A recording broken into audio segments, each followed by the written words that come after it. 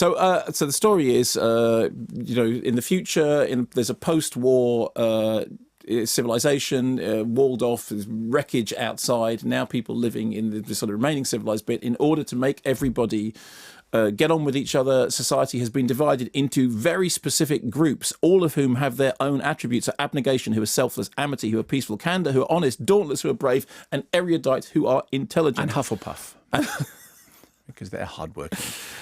Triss, our heroine, has been brought up in a family of abnegation, and she is about to have to go for the test, the personality test, which will decide which of the groups she is going to be. And once you've made the decision, that is it. And she is in two minds.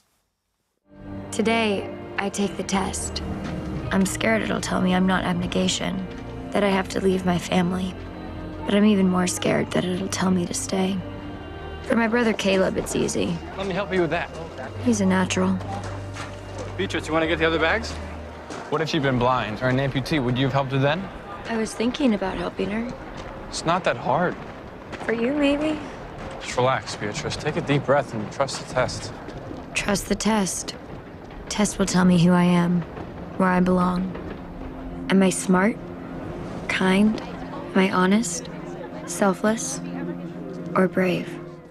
And of course, as you know from the title, it may turn out that she is divergent. And what does that mean? It means she's got more than one thing. Oh, I see. She's got more. She's multitasking. It is like that's Sorting wrong. Hat, though. Yes. Well, yeah, and it's also like Hunger Games, and it's also, I mean, it's and it's a trilogy. All of this, incidentally, exists in the post-Twilight world. Everybody can pretend it doesn't. Trilogy. A trilogy. Okay. That's what the American Elvis fans used to refer to the American trilogy. They used to call it the American trilogy. Tells you all you need to know. Exactly, fine. The problem with it is that the central character, who's Shailene Woodley is a very good she's a rising star, and she's a perfectly fine screen presence, but Triss Pryor is no Katniss Everdeen, and the society as described, she basically doesn't buy it. She doesn't buy that actually you can only be one thing because she's got all these other things, and frankly, I don't buy it either. You sort of, in order for a future world to exist, you sort of have to believe in the premise upon which it, like in the case of Rollerball, which is certainly behind Hunger Games Catching Fire. There's all that stuff in Rollerball about, society there was the corporate wars and it was all terrible. Now we've got a pacified society, and the way the pacified society works is there is no violence because once a month we have these gladiatorial games and we have to wipe out any heroes because people must not have heroes. Happy the land that it has no need of heroes. And you think, okay, fine, I buy that. I mean, I may not buy every detail of it, but I buy it. But in this case, you have to buy, here is how society works. Everyone is divided into one of 5 groups. Some of them are dauntless, which are the warriors. And incidentally, the main thing about their dauntlessness is that they seem to run and jump and go whoopee quite a lot. And then there's the abnegation.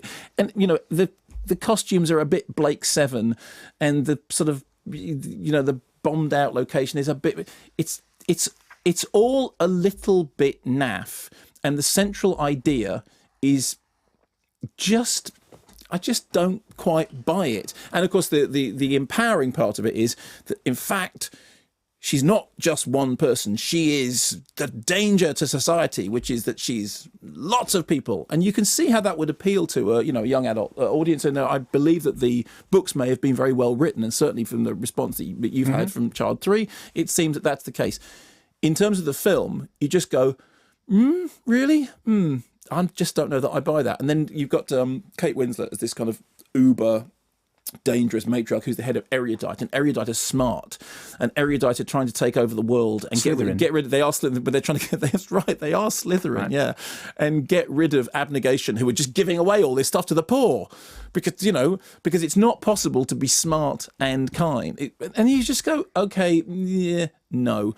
So I suspect that over here it won't have the kind of traction that it does in America. I also suspect that it's trying very hard to jump into the Hunger Games gap, and I think it's not going to be anything like Ellie Ecott.